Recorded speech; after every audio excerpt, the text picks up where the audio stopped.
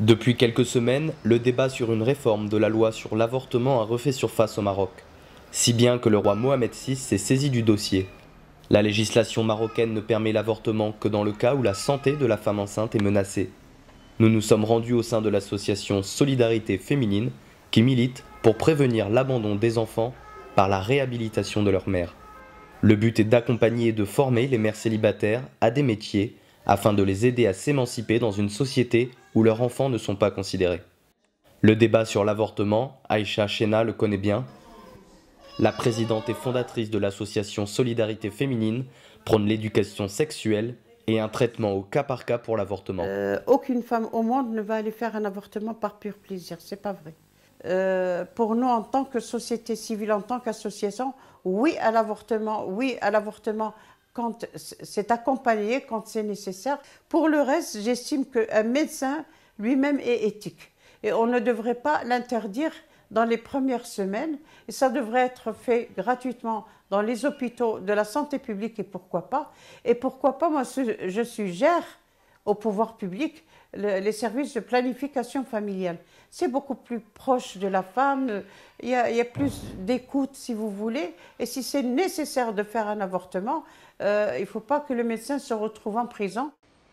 Le débat sur l'avortement est complexe, il a été remis sous le feu des projecteurs après des sanctions qui ont visé le professeur Chrebi qui, dans un reportage, plaidait pour la légalisation de l'avortement.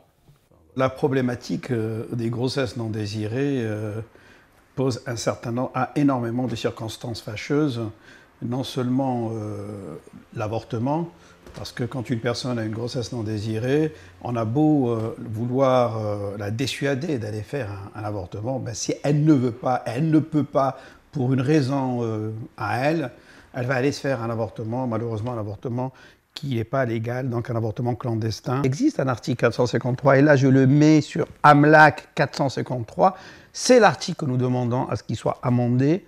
Cet article-là dit que l'avortement est tout à fait autorisé dans de bonnes conditions sanitaires quand la vie ou la santé de la mère sont mises en jeu. C'est l'article 453. Mais malheureusement, ce terme santé reste vague. Alors, ce que nous demandons, sans rentrer dans aucune autre considération, c'est d'appliquer la loi, mais dans son terme strict, c'est-à-dire pas l'explication, sa définition de l'OMS, qui dit que la santé, ce n'est pas seulement un état physique, mais c'est un état aussi bien de bien-être physique, psychique ou mental et social. Cela veut dire que quand la santé, étant donné que nous avons signé avec l'OMS un tas d'accords et de conventions, ben alors appliquons ce que dit l'OMS et à laquelle nous appartenons, appliquant la santé à tout le monde. Les différents acteurs du débat sur l'avortement attendent les résultats des pourparlers engagés par le roi Mohamed VI.